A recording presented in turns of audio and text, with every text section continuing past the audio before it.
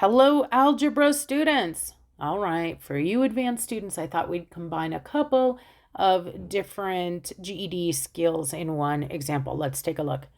It says solve the inequality 5 minus 3x is less than 0 to determine which values of x would make the expression the square root of 5 minus 3x undefined. Do not use a calculator. Okay, so why do I say that this is two different GED skills? Well, undefined expressions are one and solving inequalities are another, but you might not realize how they're connected, and you will need to know that for college. So I'm just going to remind you something about what makes square roots like this, the square root of 5 minus 3x, undefined. We learned that the square roots of negative numbers are undefined in the real numbers, meaning they just don't have an answer. There's no number to represent that. Now, in the past, we've done some plugging in and checking to see if it makes it negative, but they asked us to do something different this time. They said solve the inequality.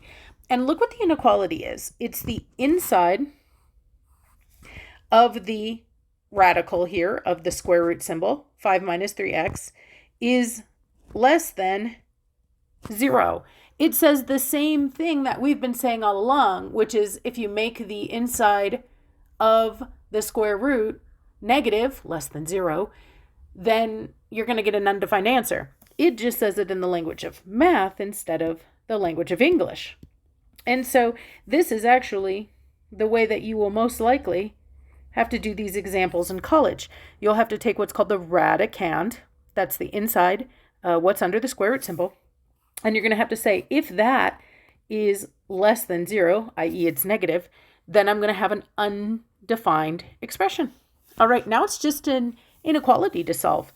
And it's a little two-step, right? I already have x just on one side. There's no simplifying to do, so I can start solving. So I'll move anything adding or subtracting with x first.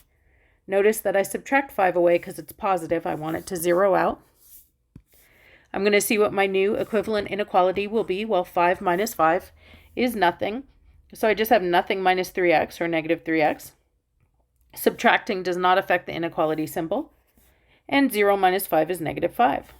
Now I'm almost done. X is almost alone, but I've got to get rid of this negative 3. It's multiplying, so I'll do the opposite. I'll divide. And I'm going to keep my balance by doing same operation, same sign, same number on both sides. Multiplying by negative 3 and dividing by negative 3 are opposites. They cancel. X is alone, just like I wanted. And now, careful, I divided by a negative. Remember, when you multiply or divide by a negative, you flip your inequality sign. So I'm not going to see less than anymore. I'm going to see greater than. And negative 5 divided by negative 3. Well, it's not going to divide pretty, okay? So I'm going to leave it as a fraction. But here's one thing to know, and you can do this in your calculator. If you need to, you can just type in this fraction and it'll do it for you. But two negatives are going to cancel, right? Because a negative divided by a negative is a positive. And so it's just going to be x is greater than 5/3. So let's see. We're determining which values of x would make the expression undefined. Okay, so which values of x would make the expression undefined? All numbers greater than, oh no, not 3/5. Where's 5/3? There we go. All numbers greater than 5/3.